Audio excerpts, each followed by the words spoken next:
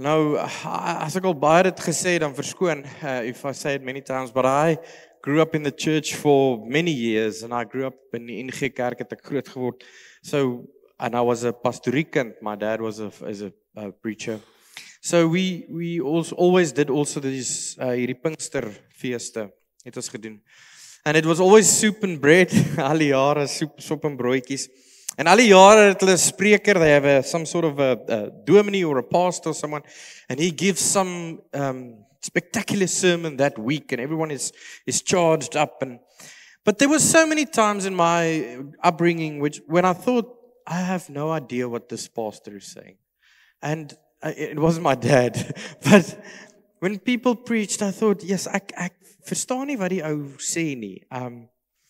So when I want to talk about the Holy Spirit, and especially tonight, I don't want to give a few things. I want to really get to the core of what the Holy Spirit is and what it was that disciples experienced that night when the Holy Spirit arrived. What was it? Want it's nice, and we spoke about it in Power Hour, it's nice to experience things. En ek wou hierdie storie vertel. Ek was een keer in die kerk, I was in church, and the one lady played piano, and she said she just felt the Holy Spirit take her away. And I thought, well, I was doing the same song with her, and no one touched me. So, am I doing something wrong? Am I nothing, really moved me and like, so am I doing something wrong? Because she says she experienced a touch or a feeling but I didn't experience it. And right, when you talk about the Holy Spirit, I think that's the danger. So, like I said with a coffee sermon, it's about creating spaces, and in spaces, God talks to us in different ways. So let's talk about then, if we want to spiritually align ourselves, to say, ek wil volgens die Heilige Gees lewe, I want to live according to the Holy Spirit. What is it that is the Holy Spirit? There's so many things we can touch on.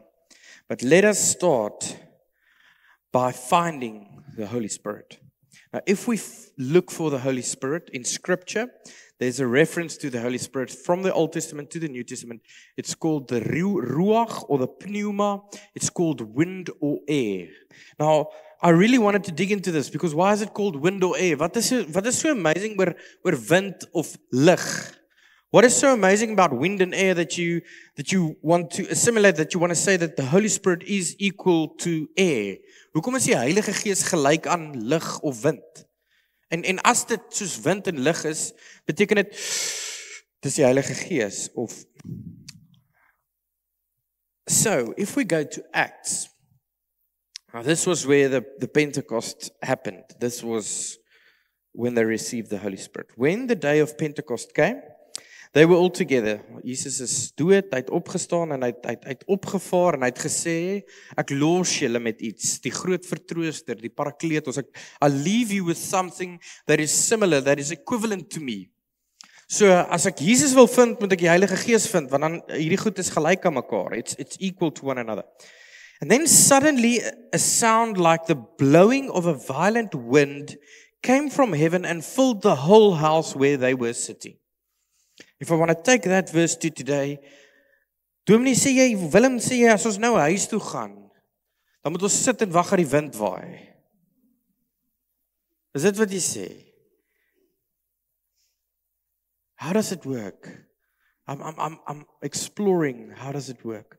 Why was it so vital for them to experience a wind, and especially a blowing of a violent wind? Now listen to the word phrasing in Acts. It says, it sounded like a blowing of a violent wind which came from heaven and filled the whole house. They saw what seemed to be tongues of fire that separated and came to rest on each of them. So is dit soos dat ons in 'n plek sit, we sit in a place and then the wind blows and then suddenly there's fire and then there's the Holy Spirit. Now let's dig into this to understand how do we find the Holy Spirit then. All of them were filled with the Holy Spirit and began to speak in other tongues as the Spirit enabled them. Daai tale bid, absoluut, 100%. it happens. Pray in languages, it can happen. It is not that you have to talk in languages to have the Holy Spirit. The goal of talking in languages is to unite. Die Heilige Gees is daar om saam te bring. So let's talk about this wind. If we think about wind and the way they saw it in the ancient Mediterranean world, the first century Mediterranean cultures often associated natural phenomena like wind with divine activity. They didn't have natural laws. Hulle het nie geglo dat as ek hierdie nou laat val, dan is dit gravitasie nie. You remember, there wasn't such a thing as gravity. There wasn't a thing as Newton's law where you push something and push back. There was no understanding of the logic of nature. Nature in itself was divine. So when it came to the wind was interesting because the wind was a force that was beyond human. So it was definitely some sort of force from the divine. And then it moves in its own path. Hulle kon nie verstaan hoe hierdie wind ding werk nie. Today science can explain, it's air coming up and blowing.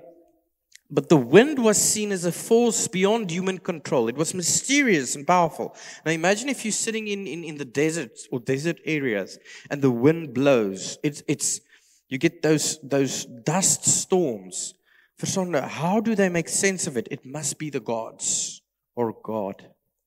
In the ancient Near East and Jewish context, the wind, the Hebrew, the ruach or the pneuma, was a multifaceted term that could mean breath, spirit, or wind.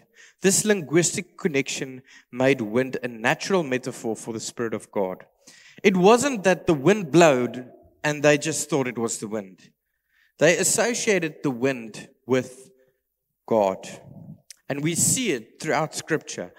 In Genesis, we see the earth was without form and void, and darkness was over the earth. And the Spirit, the same word, the Ruach of God, was hovering over the waters. The same. So for them, and if you watch, I love to watch that series Vikings. It invites you into that world where the natural phenomena doesn't make sense. So as soon as you see the wind, you know it's either the gods or God. So when Genesis uses the word, the wind is a elke dag ding.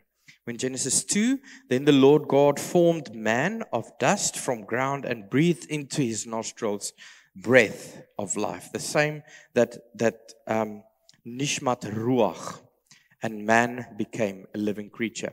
Interesting, we find the same ruach, also the spirit in Job. We find that the spirit, the ruach of God has made me, says Job. That wind that moves has made me. In Isaiah, we find that the grass withers, the flowers fade when the breath or the ruach of the Lord blows on it surely. And then this was one of the most, I love this text, where Ezekiel is moved into a layer. Nee, julle ken daai teks. Hy's genooi na 'n laar van die dood. And then there's dead bones, dry dead bones. And thus says the Lord, go to these bones. Behold, I will cause my breath, my ruach, to enter, and you shall live. Then he said to me, prophesy to the breath or the ruach. Prophesy, Son of Man, and say to the breath, thus says the Lord God Almighty. Now, what's interesting about these texts is nowhere is the wind weird or strange. It is a normal phenomena. It's a normal phenomena, yet it does extraordinary things. We understand something of this context. We understand in Ezekiel when he says there's 4 winds, and they are summoned to breathe life into the dry bones, symbolizing God's Spirit as life-giving. Now, scholars reflect and they argue that the ancient Near Eastern belief was that the wind was the medium through which God enters the world. Nou, daar was die key vir my. So the wind wasn't strange for them. The wind was normal for them because that was the way in which God spoke. In the Old Testament and in the New Testament, when the wind blows, it's God speaking. Nou, dit is vir my belangrik, want to hear the Holy Spirit, it's not always the exceptional and the extraordinary. And I think many times in church we want to make it that extraordinary. We want to put up the healings on the roof, and we put up the chairs and the krikke and the stuff of how many people got healed. But the Spirit is not interested in a show. It's interested in life-changing experiences. It's interested in you and me. So hierdie gees, this concept of ruach, they saw it as interconnected. The Spirit wasn't weird. It was God talking to me and to you. So what I want to say with this is, when the disciples sat there and they experienced their God, they knew it was something from God. So wanneer jy met die Heilige Gees te doen kry, weet jy dis die Heilige Gees. En wanneer jy met die Heilige Gees te doen kry, dan is dit nie altyd hierdie extraordinary ding nie. Want sy krag lê nie in die extraordinary nie. Dit lê partykeer in die absolute gebrokene stukkenheid. Nou, dit is wat hierdie ruach vir my so ongelooflik maak. So, moet ons nou gaan soek vir wind. Moet ons interessant in die Nuwe Testament, in the Greco-Roman world, you see these winds, they knew it as gods. The aulos or the anemoi was the Greek mythology that they knew. But in the Jewish context, so toe hierdie wind waai, was dit nie vir hulle vreemd nie. Dit was vir hulle asof God die vertrek ingekom het. En hulle het nie geskrik nie. Dit was normaal. Dit was 'n normale Bybelstudie waar hulle gevrees het. En God kom in, soos die wind, kom hy in. En hierdie 4 winde, wat mooi is these 4 winds, the Spirit is everywhere, so it moves everywhere as the wind does. And that's why they use the 4 wind directions, they say where it goes. So in the Bible it's understood as this, that the Spirit flows everywhere. But what it wants to say in Acts is that the Spirit, where God blows, suddenly it became in you and in me. Okay. It's a normal experience to experience the Holy Spirit. When you look for it, you will find it. How do you find it? And what happens to you? Well, firstly, for the Spirit to enter you, now you see that daai mannetjie is full. For the Spirit to enter you, you have to be empty. The Spirit needs to enter you, and you need to be empty. And we struggle with that. We want to be full, and then God has to just top us up. The wind needs to blow and encourage us a bit more. Now, the time when the disciples were praying, and they were in fear, and they were empty. They had no hope. They were in despair. They were empty, and then the Spirit flowed into them. And then I especially took an arrow out to say that you come empty, it fills you up, and it sends you out. En dis wat gebeur in Handelinge. Daai mense sit en bid. En 'n doodgewone ding gebeur, die wind waai. Iets wat hulle gedink het God is, gebeur. Maar skielik word hierdie wind meer as net 'n wind. Daar kom vuur by. En ons gaan nou die vuur doen, want daar kom vuur. So die wind het nie hulle getrigger nie, maar die wind het iets in hulle wakker gemaak. En die wind het hulle vol gemaak. And it's mooi, hear the beautiful symbolism of wind from the outside entering wind, which is both life. For breath is life. So the same wind enters the body. Yes, so die Gees is eintlik klaar by jou. Jy hoef nie daai wind te gaan soek eers nie. They needed to realize in the breath there was God. Dis mooi, hy sê op die kruis, sê hy, my God, waarom het jy my verlaat? En hy het sy laaste asem uitgeblaas. Dis mooi, hy, sodat ons nooit God verlate sal voel nie. So there's a second aspect. The first was the wind, the second was fire. Why was fire involved?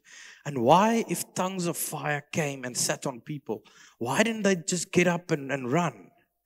Want as ons nou moet bid en hier kom 'n wind in en vuur, sal ons seker die brandblussers gryp. Stel, waar is ons brandplan? Maar ons sal die brandblussers gryp in spyt. Maar hoekom reageer hulle nie so in Handelinge nie? Why didn't they act that way in Acts? Why when the tongues of fire came, it was sort of accepted? Because in Acts, what happens is, when the day of Pentecost came, they all came together in the same place. Now we did that. Suddenly a sound like a blowing of a violent wind came from heaven. So they know it is God. They know God enters through movement of the wind, of spirit, and it filled the whole house. They saw what seemed to be tongues of fire, tongues, talking, communication, opening up channels of fire that separated and came to rest upon each of them. All of them were filled with the Holy Spirit and began to speak in other tongues as the Spirit told them. Nou, julle weet hoekom het hulle in tale gepraat. They spoke in different languages because it's taking us back to the Tower of Babel. Tower of Babel, when they wanted to be like God, they ended up talking different languages. And now the Spirit of God enters and says, no, you will be united. So, fire. What is this fire? If we talk about fire, fire was actually discovered like 1.5 to 2 million years ago, they think. It was solidified about 400 to 700,000 years ago. So in the Old Testament, fire was already there, and it was an integral part of life. And they used fire and friction-based techniques for fire. So fire was, dit was vir die algemeen. It was a necessity. They made food. Dit was iets wat alledaags was. If we think about the Old Testament, the fire represented more than just food and cooking and stuff like that. There was more to it. Hulle het seremonies gehou en hulle het offers gebring. Maar hoekom? Why did they bring sacrifices, and why did they, if they bring a sacrifice and they kill it, why didn't they just leave it? Why did they have to burn it? Why did they have to burn a sacrifice? They burned a sacrifice for a few reasons, but the first one was that it consumed the entire offer and it was accepted by God. So when they placed a skaap op die offertafel en hy's aan die brand gesteek, the sign of fire was the acceptance of God of the offering.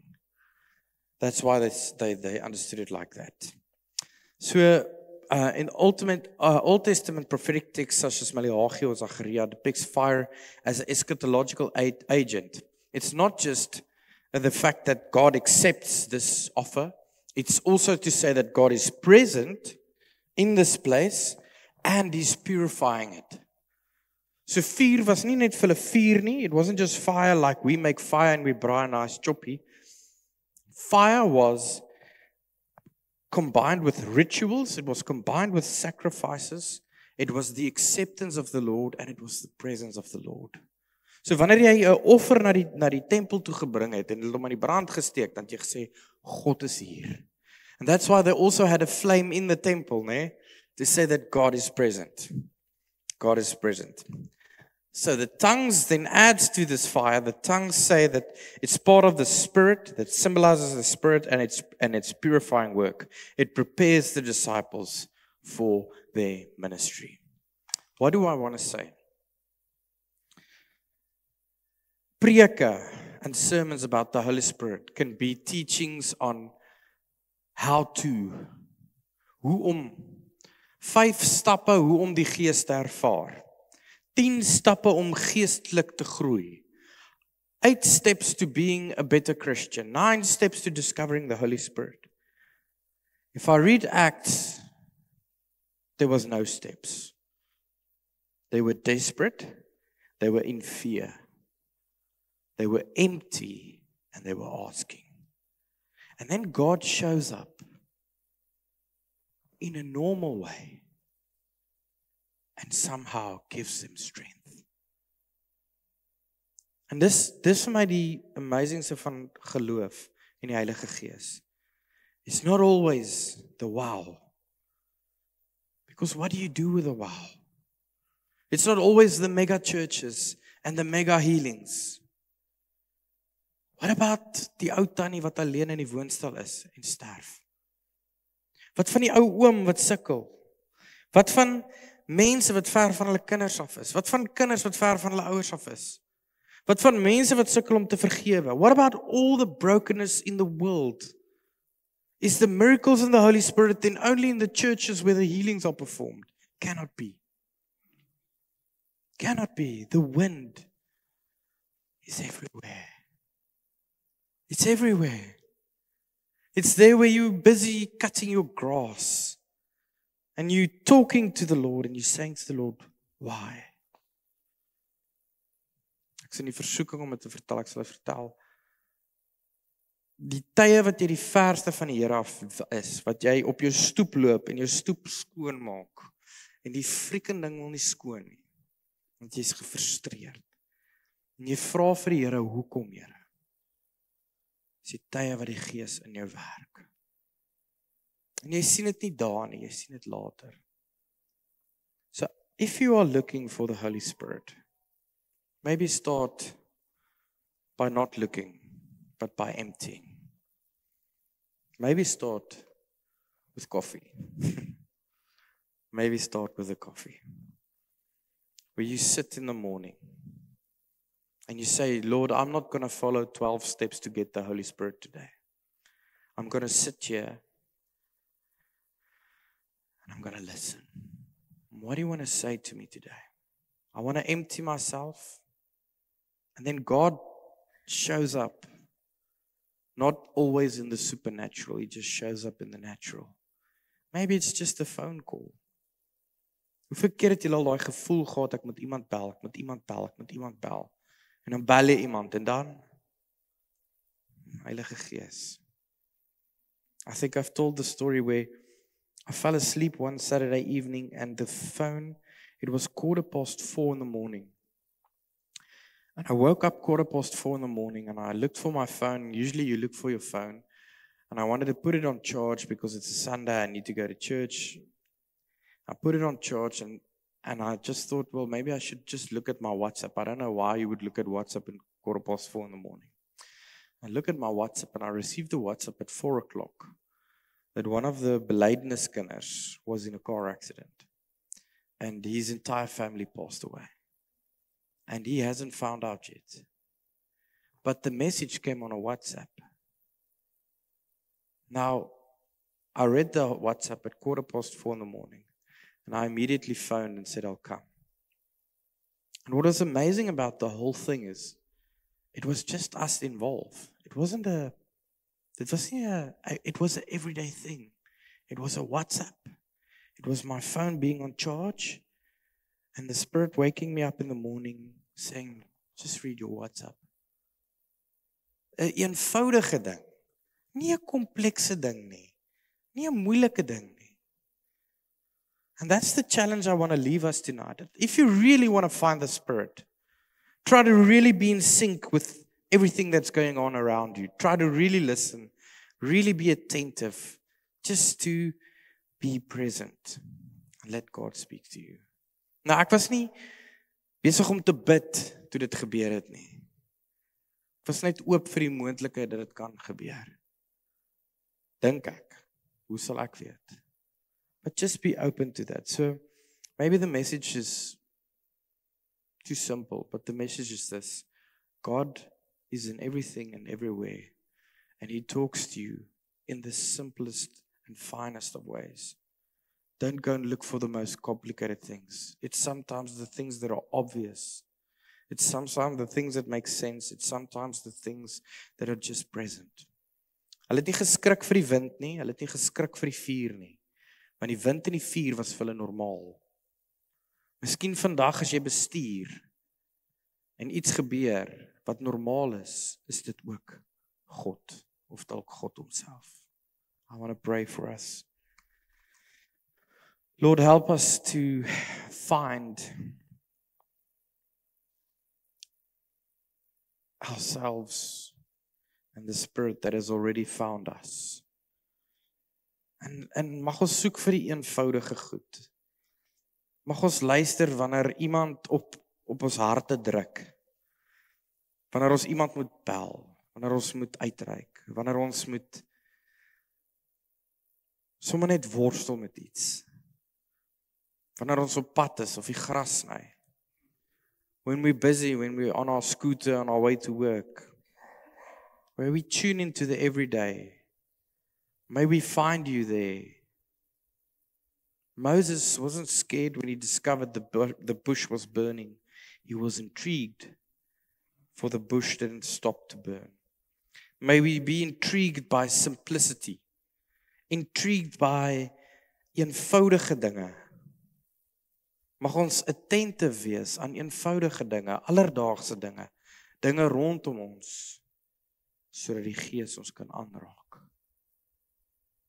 Help us to adjust our focus, to align our spirituality to simplicity. We live in a world of complexity. We live in a world of thousands and millions of apps and decisions and things to do and to choose and to select. We sometimes forget the simplicity.